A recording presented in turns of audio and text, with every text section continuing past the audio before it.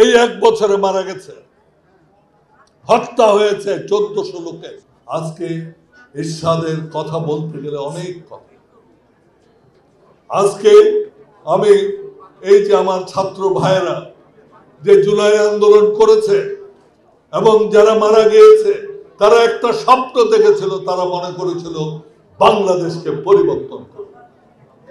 তারা তাদের একটা স্বপ্ন বাস্তবায়ন করতে চেয়েছিল। সেই স্বপ্ন কি বাস্তবায়িত হয়েছে?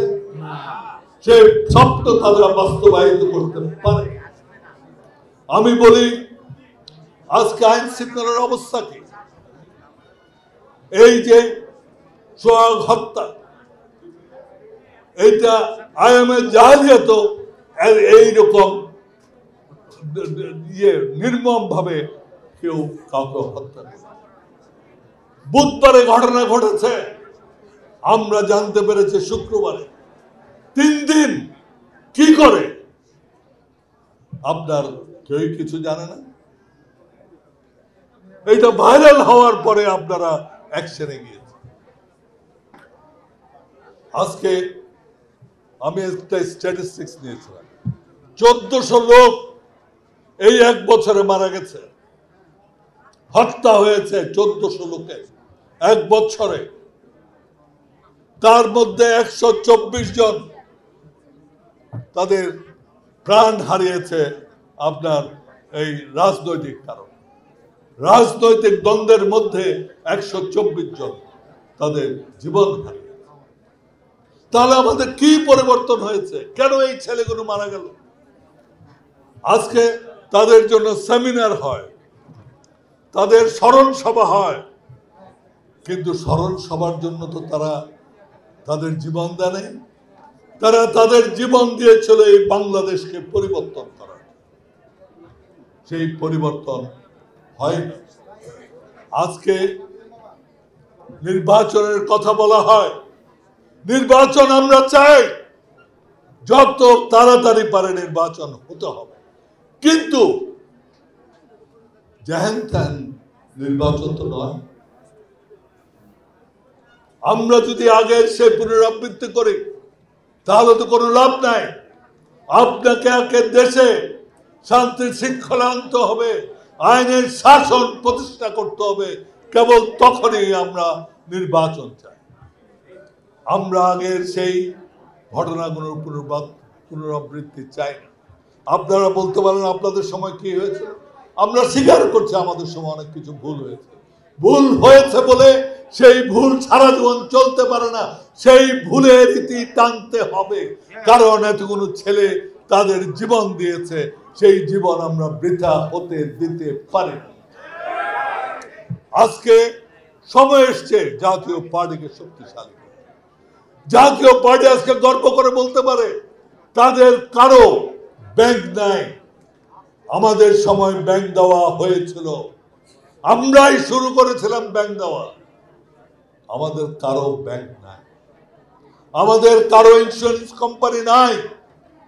এরশাদ সাহেব, তার বিরুদ্ধে অনেক কথা বলা হয়েছে। আমি আজকে বলছি, আমরা একটা সৎ রাজনীতি এই দেশে করতে চেয়েছিলাম, আমরা ব্যর্থ হয়েছে, করতে পারি। আজকে আরেকটা জিনিস দেখছি, আপনার চুরি করবেন, ব্যাংক বানাবেন, ইন্স্যুরেন্স কোম্পানি বানাবেন, জেলে যাবেন, আবার যখন ফিরে আসবেন তখন হচ্ছেন আপনি সবচেয়ে শত্রু। আজকে জাতীয় পার্টির সবচেয়ে অসুবিধা কোথায়, দুর্বলতা কোথায়? পয়সা, টাকা। যাদের ব্যাংক আছে, যেই সব দলের সাথে ব্যাংক আছে, তাদের শক্তি আছে। আমরা ভালোবাসা দিয়ে আমরা রাজনীতি করতে চাই, তাই আমাদের রাজনীতি একটা ভিন্ন প্রকৃতির রাজনীতি হবে।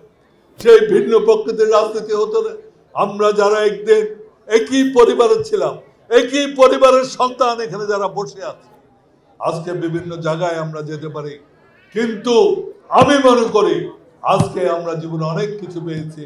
আমরা এই জাতিকে, এই দেশকে কিছু দিয়ে যেতে চাই, এবং সেইটা করতে হলে আমাদেরকে সকলকে আমাদের যেই পরিবার ছিল সেই পরিবারে ফিরে আসতে হবে। অর্থাৎ জাতীয় পার্টি ঐক্যবদ্ধ হতো। আমি এখানে দাঁড়িয়ে বলছি, যিনি এই পার্টির নেতৃত্ব দিতে পারবেন, দিতে প্রস্তুত আছেন, আমরা তার নেতৃত্ব মেনে নেব। আমরা এখানে কে কি পেলাম সেইটার কোনো প্রশ্ন উঠবে না। আমরা চাই একটা শক্তিশালী জাতীয় পার্টি। আমি আমাদের পার্টির চেয়ারম্যান কাদের সাহেবকে বলেছিলাম, চলেন যৌথ নেতৃত্ব করি, চলেন আমরা ঐক্যবদ্ধ হই, চলেন। আপনি গণতন্ত্রের কথা বললে তো হবে না, আপনার নিজের গণতন্ত্র যদি আপনার গণতান্ত্রিক না হয়, আপনার মুখে গণতন্ত্রের কথা মানাবেন। আপনি উত্তর দিচ্ছেন কি এরশাদ সাহেব করেছেন? হ্যাঁ, উনি করেছেন, উনি হয়তো এটা ভুল করেছেন, সেই ভুলের আমরা ঠিক করব না।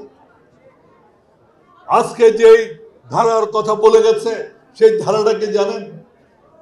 সেই ধারাটা হচ্ছে ক্ষমতা দেওয়া হয়েছে এমনকি তিনি একলা বসে ঘরের মধ্যে গঠনতন্ত্র পরিবর্তন করতে পারবেন। তাহলে তো গঠনতন্ত্রের দরকার নাই, তাহলে কাউন্সিলের দরকার নাই। আপনি কালকে আপনি চুন্নু সাহেবকে জেনারেল সেক্রেটারি করলেন, মহাসচিব করলেন, পরের দিন ঘরে বসে আপনি তার মহাসচিবগুলি উড়িয়ে দেবেন। তো এই সম্মেলন করে কোনো লাভ আছে? যেখানে গণতন্ত্র দলের মধ্যে থাকবে না, সেই দল দেশকে কোনো গণতন্ত্র দিতে পারে না।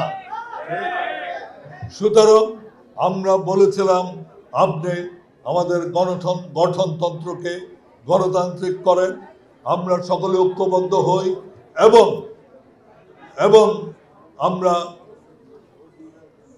ঐক্যবদ্ধ করে সবাইকে নিয়ে আমরা পার্টিটাকে গুছিয়ে নেই।